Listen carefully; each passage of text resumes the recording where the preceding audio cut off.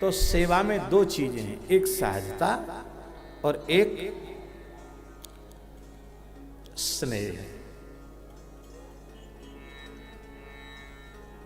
भगवान की सेवा असहज नहीं लगे कि अरे भगवान है तो अब वही देखो 4 बजे उठना, फिर नहाना धोना, इतनी ठंड में रजाई छोड़ना मुश्किल है, और ये अच्छा महाराज ने कह दिया कि अब सेवा करो भगवान की, लो साहब चलो अब तो करना तो पड़ेगा। तो सेवा हुई असहज हो गई, असहज होने से उसका लाभ नहीं मिला। एक तो सहज हो और उसमें स्नेह हो, प्रेम हो। प्रेम ऐसा हो कि हम सेवा के बिना रह न सकें, सेवा में हमें स्वाद आने लग जाए।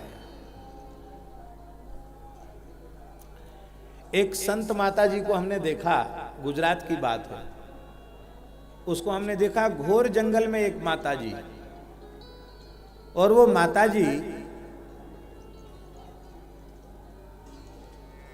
एकदम अवधूत की तरह गौशाला में ही पड़ी। उस स्वामी जी हमको दिखाने गए, बोले देखो वृद्ध माता जी है, वो कहाँ रहती है, गौशाला में ही रहती है, गाय जहां सोती है वहीं रहती है वो माई।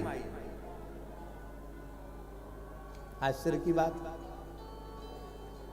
ये क्या है?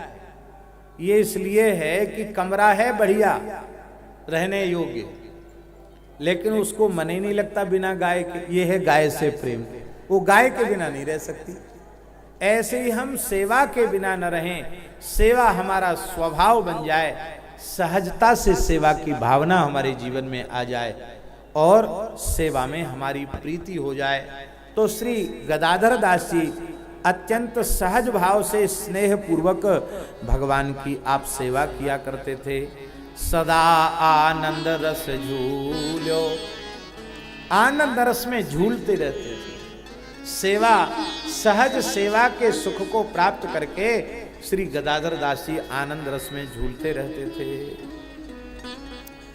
आप प्रेम से सेवा करके तो देखो, सेवा की भी एक मादकता चढ़ती है। वो मादकता ऐसी चढ़ जाती कि फिर वो खुमारी चढ़ जाती तो फिर उतरती नहीं। अनुभव की चीज है ये।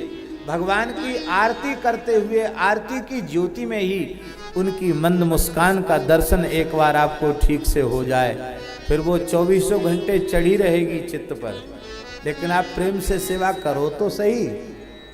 सेवा हम प्रेम से करते नहीं, सहज नहीं करते और प्रेम से नहीं करते, इसलिए हमें आनंद की अनुभूति नहीं होती है।